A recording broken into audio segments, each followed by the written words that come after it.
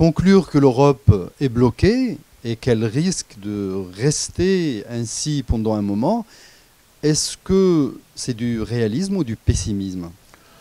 C'est une évidence.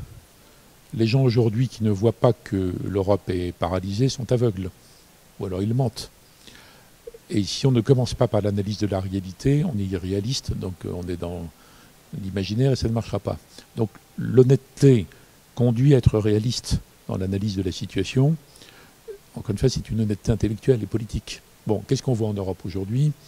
On voit que d'abord il y a des anti-européens assez nombreux, et on a beaucoup de gens qui ne sont pas anti-européens mais qui sont devenus sceptiques, devenus déçus ou devenus allergiques.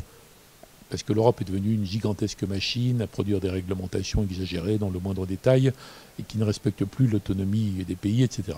On est obligé de partir de ça. Et pour moi, c'est plus important que les provocations de Poutine ou la question des réfugiés et des migrants qui est compliquée à gérer, ou même que le Brexit. Encore que le Brexit soit une expression caricaturale de ce malaise des peuples.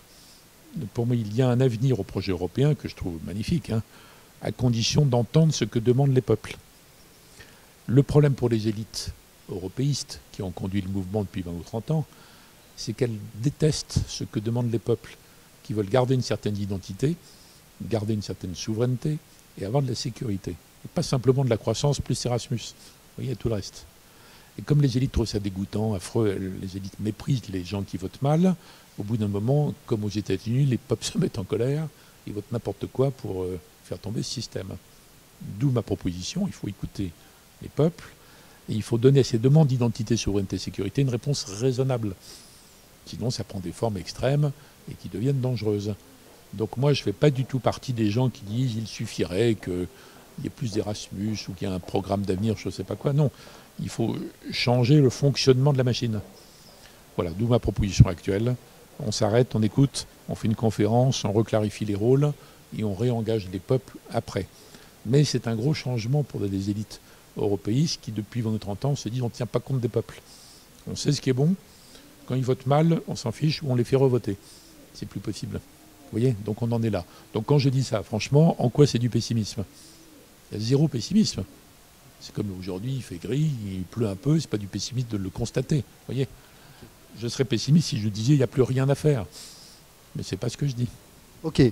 Mais que faut-il faire? Personne ne sait aujourd'hui par quoi commencer. On parle de la nouvelle Europe, comme on parle de la nouvelle Afrique, etc. Mais en fait, les idées ne sont pas tout à fait claires pour que l'on commence aujourd'hui, sans perdre de temps, à amorcer un début de changement vers des solutions. Il y a une extraordinaire confusion dans les analyses et dans les propositions. Moi, j'ai fait une proposition. Si quelqu'un a une meilleure idée que moi pour remettre les peuples dans le courant de la construction urbaine, tant mieux, j'applaudirai. Ma proposition consiste à dire l'urgence, c'est d'envoyer un signal d'écoute au peuple furieux. On s'arrête, ce que j'appelle la pause. On écoute les demandes. On réunit les gouvernements qui veulent vraiment redéfinir le rôle de l'Europe par rapport à tout ça. Il y a des choses dont l'Europe devra s'occuper à l'avenir mieux et ou moins. Il faut que l'Europe arrête d'être intrusive dans les moindres détails, ça asphyxie la démocratie, etc. C'est ma proposition. Au début, je mets les gouvernements, pas la Commission européenne, ni le Parlement, ils sont jugés partis. La Cour viendrait dans un second temps. Bon, c'est une proposition qui part de l'idée qu'on ne peut pas continuer comme ça. Si on pense qu'on peut continuer comme ça, que le système va se corriger, que les gens vont devenir moins critiques, on continue comme ça. Moi, je trouve ça très dangereux. D'où cette proposition. Donc il y a quand même plusieurs approches de la question européenne. Et pour moi, c'est un préalable. Si on arrivait à redonner une cohérence interne, une légitimité sur comment gérer les demandeurs d'asile, comment gérer les flux migratoires qu'il faut co-gérer avec les pays de départ, comment avoir une position ferme mais ouverte avec Poutine, etc., etc., comment réagir à Trump, tout ça serait moins dur. Et tant que l'Europe est une sorte de vaste ensemble magmatique où tout le monde, personne n'est d'accord sur rien, on peut répondre à rien. Donc chaque événement extérieur aggrave ce malaise. Donc je repars à la source. Qu'est-ce qui peut redonner, aboutir au fait que les Européens se sentent bien, quoi, vous voyez? On l'a bien vu, il y a encore énormément de préjugés sur l'Afrique, sur la possibilité de son développement, etc. Est-ce que vous êtes de ceux qui croient au développement de l'Afrique, mais avec l'Europe? Moi, j'ai présidé une commission il y a quelques années. On a fait un rapport, mais du point de vue français, et du point de vue économique, Et je pense que, évidemment, le développement de l'Afrique est une évidence, même si c'est très contrasté, même si les Africains ont un travail énorme à faire chez eux pour donner des conditions de sécurité juridique, fiscale, etc., pour que les investisseurs viennent. Ça ne dépend pas que des autres, hein. Enfin, c'est évident qu'il y a des choses extraordinaires à faire.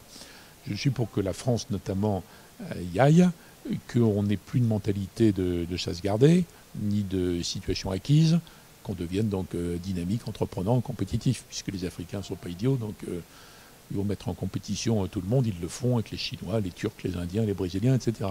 Donc je suis à fond pour ça. Donc il y a une partie de la réponse qui est en Afrique, et une partie de la réponse qui est dans chaque pays d'Europe intéressé, ou le Maroc, qui lui-même a une extraordinaire politique africaine en Afrique de l'Ouest et maintenant en Afrique de l'Est. Donc ça dépend de différents acteurs. L'Europe en tant que telle, je ne sais pas si les institutions européennes peuvent apporter grand-chose en plus, certainement un peu, mais ce n'est pas là où est la réponse principale. Vous voyez, donc ça dépend des acteurs publics et privés dans chacun des pays clés, en Europe, Maghreb, Afrique. Et bon, c'est évidemment un des aspects de l'avenir. Je vous remercie, Monsieur le Ministre.